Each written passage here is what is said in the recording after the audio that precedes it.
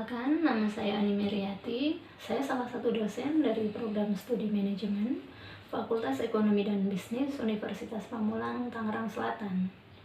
Pada kesempatan kali ini, perkenankan saya untuk menyampaikan pernyataan diri dosen dalam unjuk kerja Tridharma Perguruan Tinggi atau PDD UKT PT. Pemaparan ini dibuat sebagai salah satu syarat untuk mengikuti sertifikasi dosen tahun ajuan 2025, khususnya bidang pengajaran.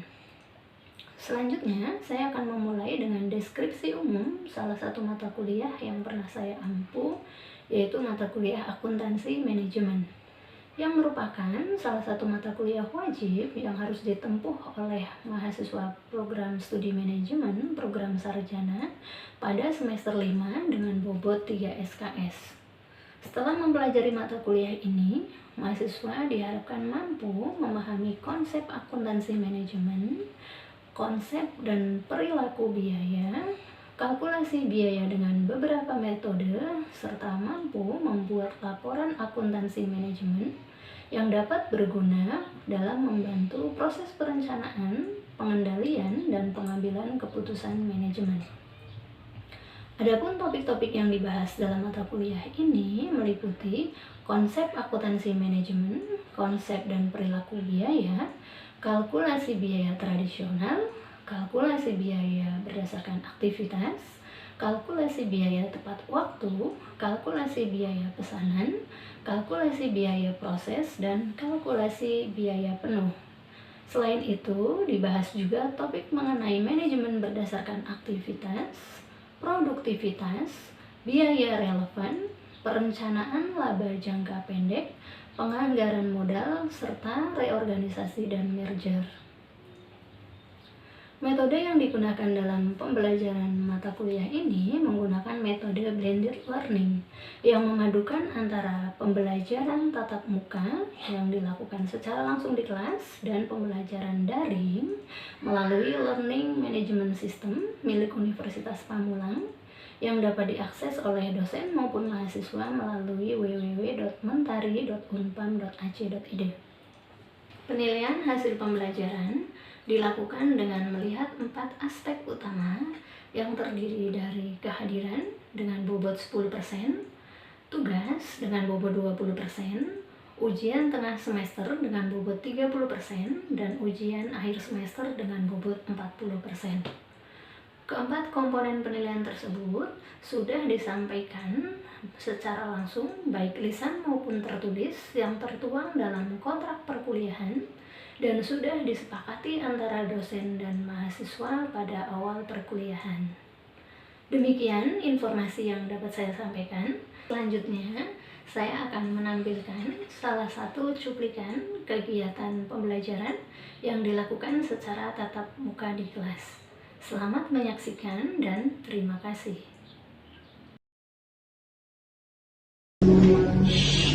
Baik, Assalamualaikum warahmatullahi wabarakatuh. Waalaikumsalam warahmatullahi wabarakatuh. Ya teman-teman, selamat berjumpa kembali di mata kuliah kita ya, mata kuliah akuntansi manajemen. Sebelum kita mulai perkuliahan hari ini, alangkah baiknya kita mulai dulu dengan berdoa. Berdoa menurut agama dan kepercayaan masing-masing dimulai.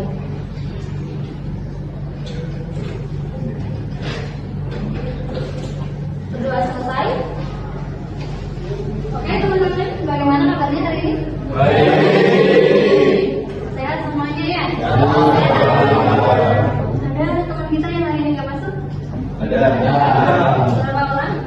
Dua. Sakit atau apa? Sakit. Yang sakit kita doakan. Amin.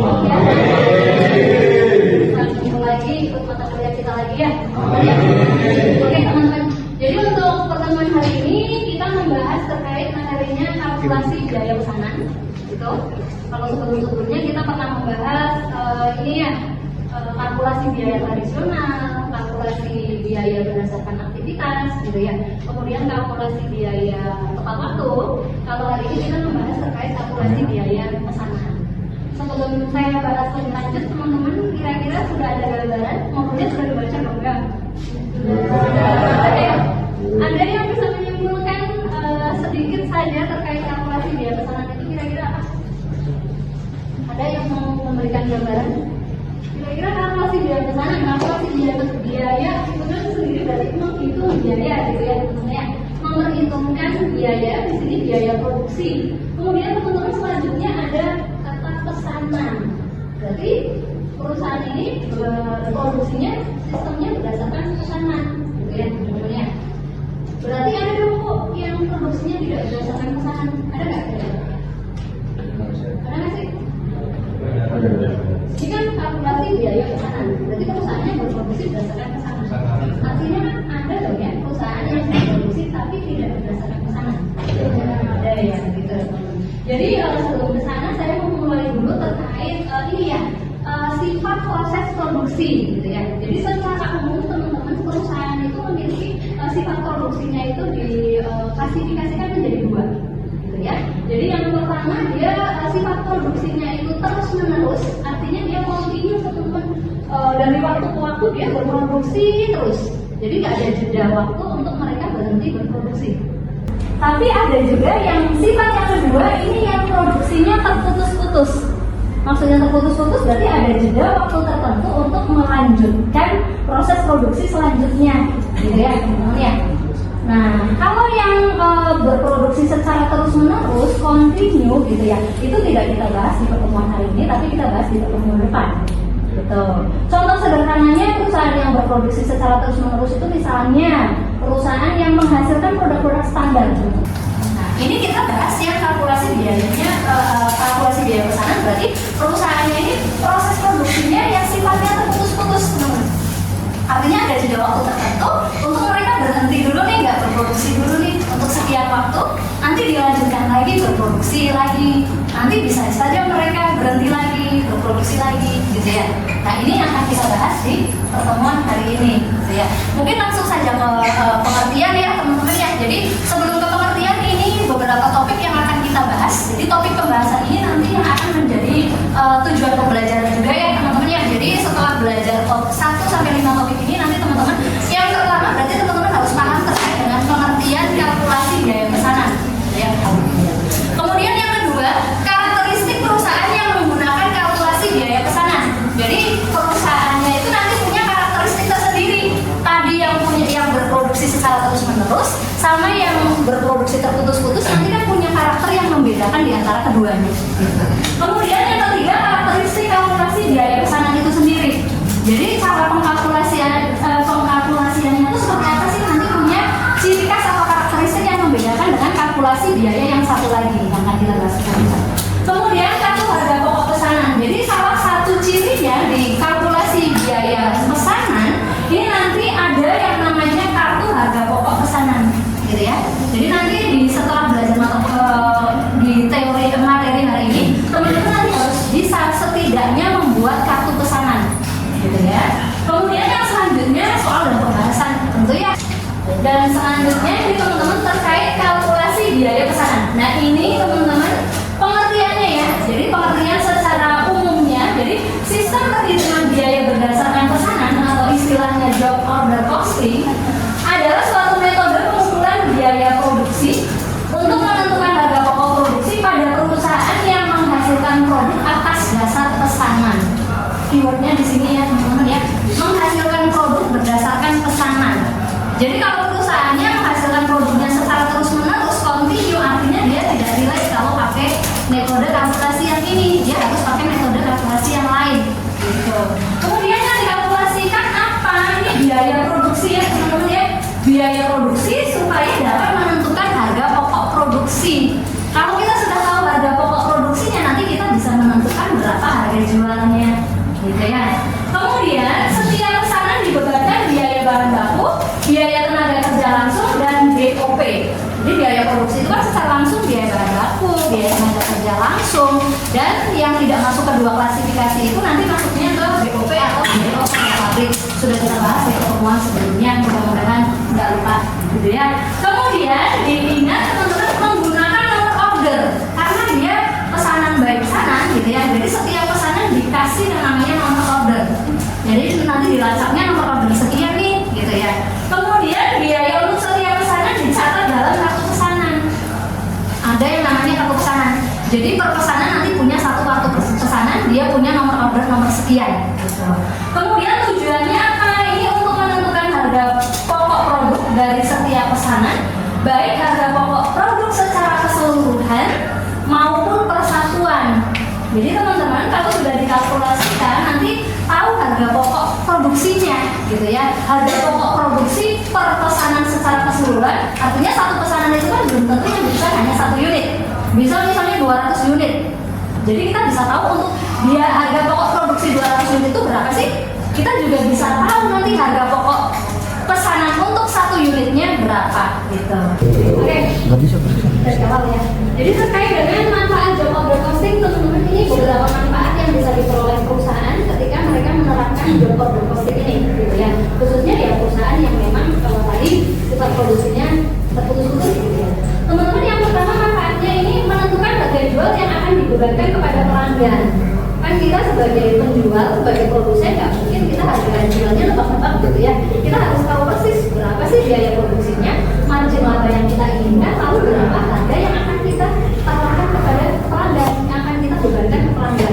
Nah ini kalau kita sudah melakukan kalkulasi biaya ini, maka kita nanti bisa dengan pasti menentukan harga yang akurat yang bisa dibebankan ke pelanggan itu berapa. Kemudian yang kedua, dasar pertimbangan dalam menerima atau menolak pesanan. Jadi tidak semua pesanan itu harus kita terima, gitu ya. Ada pesanan tertentu yang mungkin dengan pertimbangan tertentu kita tolak saja lah, gitu ya. Kemudian memantau realisasi biaya produksi. Dengan adanya kalkulasi biaya di sini, maka si manajemen bisa memantau nih apakah realisasi biayanya itu di bawah anggaran, sesuai anggaran, atau malah di atas anggaran, gitu ya. Dengan begitu nanti bisa ada keputusan-keputusan yang bisa diambil oleh pihak manajemen. Kemudian menghitung laba atau rugi setiap pesanan. Jadi setiap pesanan ini nanti dihitung, setelah dihitung, ternyata laba atau rugi sih, ternyata pesanan ini itu menguntungkan atau hanya BEP saja, atau malah rugi, gitu ya. Jadi kalau nggak ada kalkulasi semacam ini, nanti kita nebak-nebak nanti tidak akurat keputusan yang akan diambil. Kemudian yang kelima, menentukan harga pokok persediaan produk jadi dan produk dalam proses yang akan disajikan di dalam neraca. Kemudian teman-teman, yang selanjutnya karakteristik perusahaan yang menggunakan job order costing. Jadi tadi saya sampaikan perusahaan itu memiliki karakteristik tersendiri. Nanti dengan membaca karakteristik ini maka bisa menentukan yang dipakai itu job order costing atau sistem costing yang lain, gitu ya. Untuk yang pakai job order costing ini teman-teman, karakteristiknya yang pertama, pembuatan produk terjadi secara terputus-putus. Jadi proses produksinya terputus-putus seperti yang tadi pernah kita sampaikan di awal ya. Kemudian produk yang dihasilkan sesuai dengan spesifikasi yang ditentukan oleh pelanggan, sehingga antara pesanan yang satu dengan pesanan yang lain dapat berbeda-beda. Makanya juga produk pesanan dong ya. Berarti si pelanggan itu sah-sah aja misalnya dia minta dengan spesifikasi tertentu. Kemudian produksi ini ditujukan untuk memenuhi pesanan pelanggan, bukan untuk memenuhi persediaan di gudang. Makanya dia terputus-putus karena yang ikutin lah kemauan pelanggan. Kalau pelanggan ada yang mesen dan berproduksi, setelah selesai produksi maka diserahkan ke pelanggan. Jadi nggak ditampung di gudang, gitu ya. Berbeda dengan tadi misalnya gula pasir atau terigu, kan karena mereka berproduksi terus, maka mereka punya gudang yang harus menampung sebelum didistribusikan ke konsumen. Mereka tampung dulu di gudangnya. Tujuannya untuk memenuhi stok di gudang. Nah kalau yang pesanan ini tidak, tujuannya untuk memenuhi pesanan pelanggan. Teman-teman, jika perusahaan ini memenuhi ketiga karakteristik tersebut, maka dia cocok kalau pakai kalkulasi biayanya dengan yang metode job order costing. Yang selanjutnya, jadi ini kalau tadi kan karakteristik perusahaannya, jadi ciri-ciri perusahaan yang pakai job order costing itu seperti apa, gitu ya. Nah kalau ini karakteristik metodenya, jadi karakteristik pengumpulan biaya berdasarkan job order costing itu ada beberapa karakteristik yang membedakan dengan kalkulasi biaya yang lain, gitu. Yang pertama, setiap pesanan dari pelanggan disediakan kartu biaya pesanan. Jadi ciri-cirinya dia punya kartu pesanan, gitu ya. Jadi satu pelanggan kan dia memesan satu produk, gitu ya. Satu pelanggan, satu nomor order, satu kartu pesanan. Kalau ada 10 pelanggan punya 10 orderan, maka dia bikin 10 nomor 10 kartu pesanan, gitu. Biaya bahan baku dan biaya tenaga kerja langsung dibebankan secara langsung terhadap pesanan yang bersangkutan. Jadi kalau biaya bahan baku, biaya tenaga kerja itu kan sifatnya mudah dilacak, gitu ya. Misalnya bahan baku langsung untuk membuat meja, misalnya bahannya kayu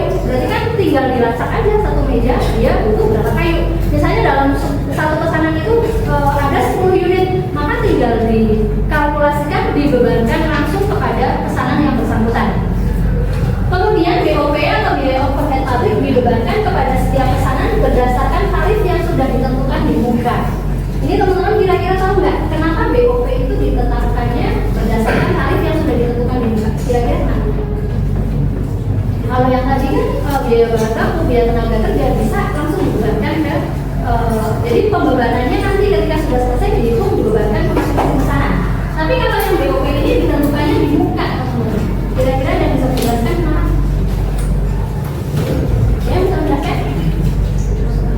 Kira-kira kenapa? Karena jadi teman-teman, kalau BOP misalnya biaya overhead pabrik itu contohnya apa sih? Ada yang tahu? Ingat dong ya, pertemuan baru beberapa hari yang lalu. Ada yang ingat? Contoh biaya overhead pabrik itu apa? Biaya listrik ya, teman-teman ya. Nah, kita kalau ngomongin misalnya biaya listrik. Listrik dalam satu misalnya ini perusahaan manufaktur gitu ya. Dia kan divisinya tidak hanya di divisi produksi saja.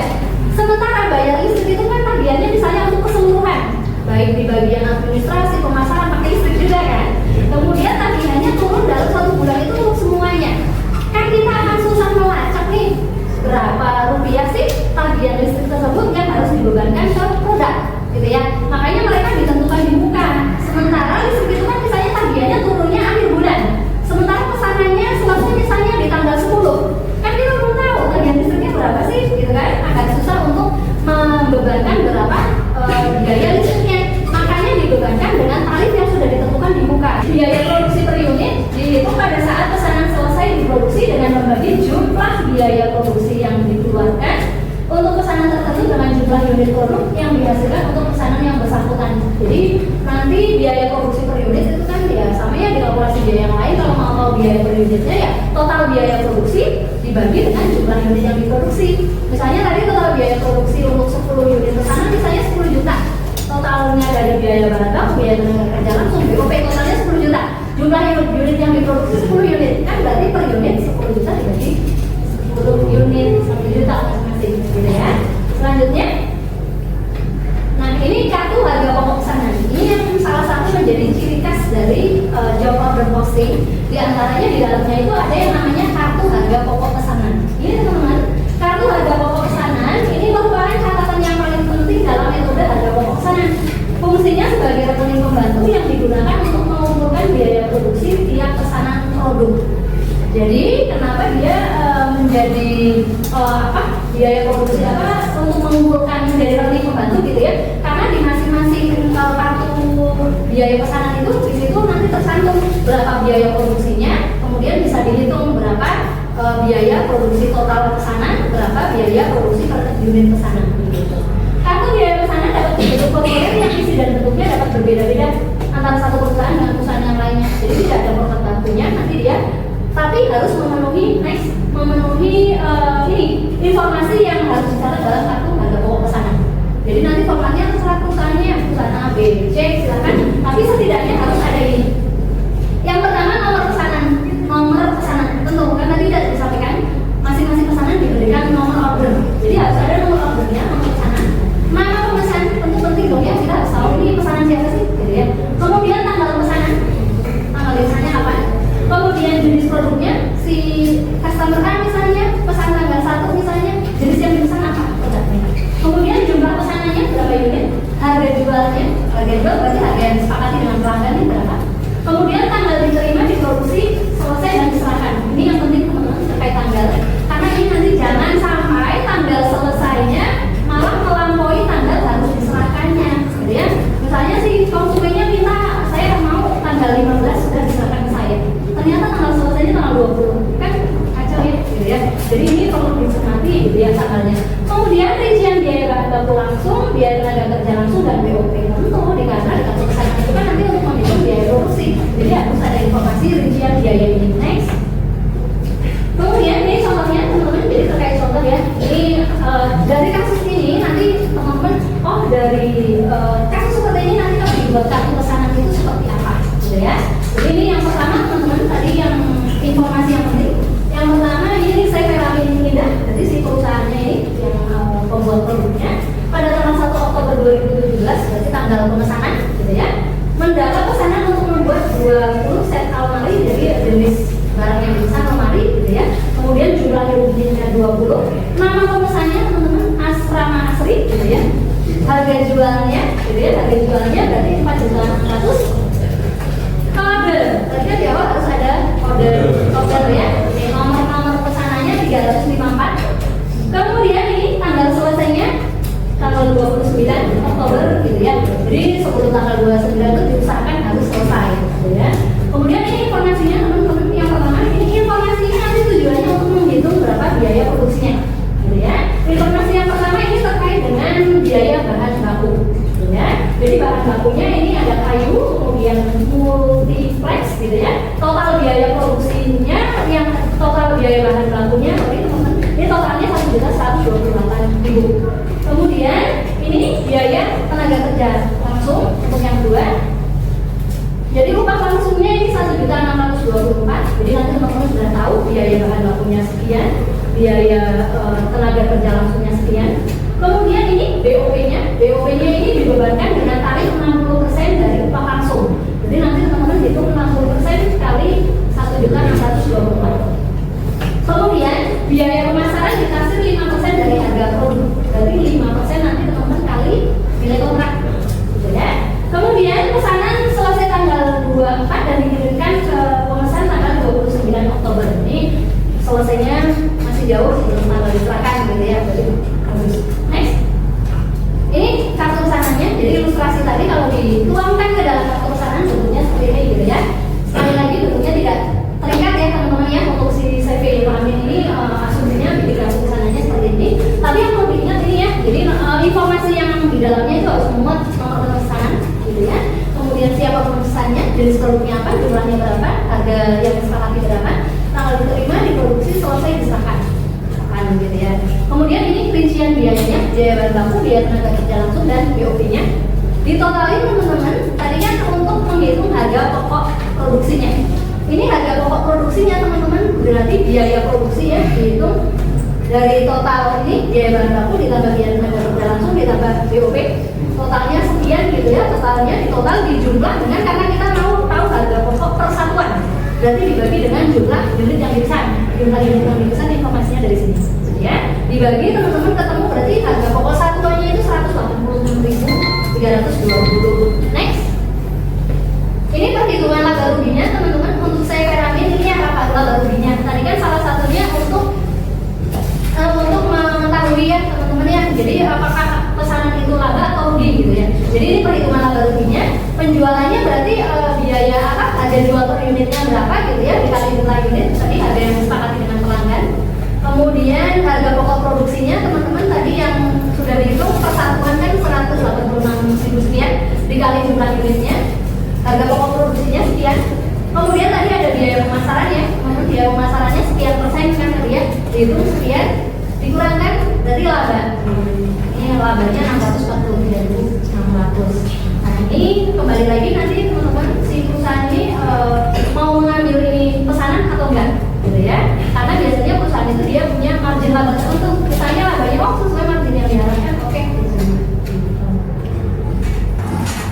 Oke teman-teman, untuk penjelasan kalkulasi biaya pesanan saya rasa cukup sampai di sini.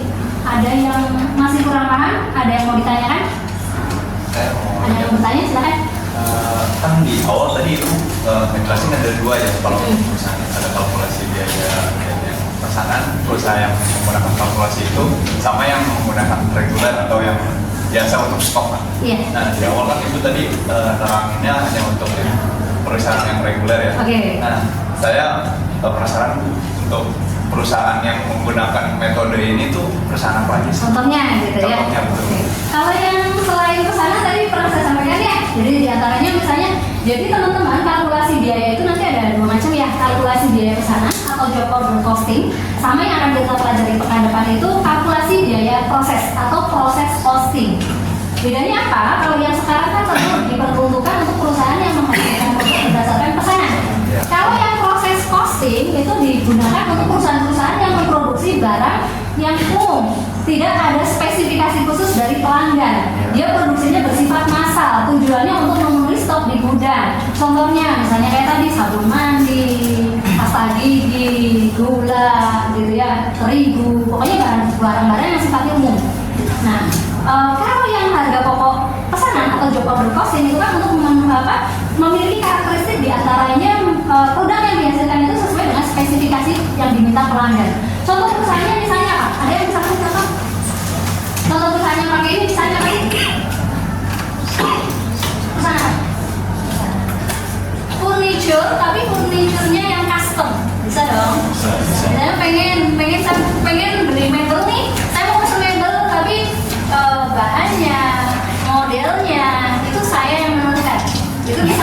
kalkulasi biaya pesanan.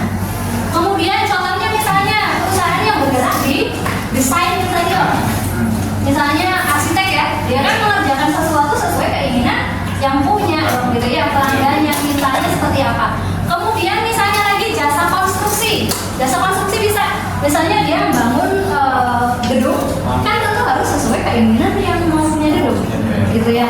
Jadi pokoknya contoh-contohnya itu teman-teman yang lain cari sendiri, gitu ya. Kira-kira oh yang dia mengikuti karakteristik 3 tadi itu contohnya ya masuk ke dalam kalkulasi biaya pesanan dilihat pakai metode yang job order costing ini, gitu ya. Jadi contohnya tadi perusahaan konstruksi, kemudian desain interior, gitu ya, kemudian furniture tapi custom, gitu ya, seperti itu. Ada pertanyaan yang lain? Mau tanya apa silahkan? Ini kan di slide, nggak tahu saya sudah berapa ya, ada dasar dan pertimbangan syarat masuk menerima produk. Itu pertimbangan menerima itu apa? Menolak itu. Teman-teman, kira-kira kalau kita sebagai produsen ya, kita ada pesanan, kemudian mau kita terima atau kita tolak, sederhana saja. Kira-kira pertimbangannya di mana? Apanya? Kalau diterima pertimbangannya apa? Kalau ditolak pertimbangannya apa? Tadi yang slide terakhir yang kita bahas apa? Laba rugi, gitu ya. Sederhana saja, secara sederhana dilihat dari situ. Kita maksudnya nggak usah perusahaan lah, misalnya kita punya produk sendiri, gitu ya. Kita UMKM, kita punya produk sendiri, ada pesanan, tapi ternyata setelah kita hitung-hitung, oh ternyata rugi kan, masa dia mau kita ambil, gitu ya. Oh ternyata untung, laba, ya oke kita terima, gitu ya. Jadi di antara dasar pertimbangannya itu, jadi laba atau ruginya. Kemudian dasar pertimbangan yang lain teman-teman bisa misalnya atas dasar kapasitas kita nih. Misalnya barang yang diminta, bahannya, spesifikasi yang dia minta, kita punya nggak bahan bakunya? Atau misalnya tingkat kerumitannya nih, ini rumit loh, kira-kira sumber daya kita, karyawan kita kira-kira bisa nggak sih ngerjain ini? Itu kan bisa jadi bahan pertimbangan juga. Diterima atau ditolak? Oh ternyata laba, setelah kita hitung-hitung laba, tapi ternyata kita sumber dayanya nggak ada, bahannya susah dicari, kita mungkin nggak bisa mendapatkan bahannya. Untuk apa kita terima ya? Nanti akan mengakibatkan risiko yang lain. Kemudian bisa juga karena menjaga hubungan baik dengan pelanggan, gitu ya. Misalnya contohnya, nih misalnya perusahaan ini ternyata tuh sering loh order ke kita, gitu ya. Biasanya untung, tapi saat-saat tertentu nih bahannya susah, harganya naik. Jadi omset laba kita tuh marginnya jadi menurun, jadi mengecil, gitu ya, karena harga bahan bakunya naik. Atas dasar pertimbangan menjaga hubungan baik, gitu ya, karena dia sudah langganan kita, gitu ya, itu bisa saja menjadikan dasar supaya kita terima saja lah, walaupun saat ini labanya nggak seberapa, toh sebelum-sebelumnya selalu order ke kita, nanti juga pasti ordernya ke kita lagi. Kalau saat ini kita tolak, oh dia memutuskan kontrak dengan kita, nanti kita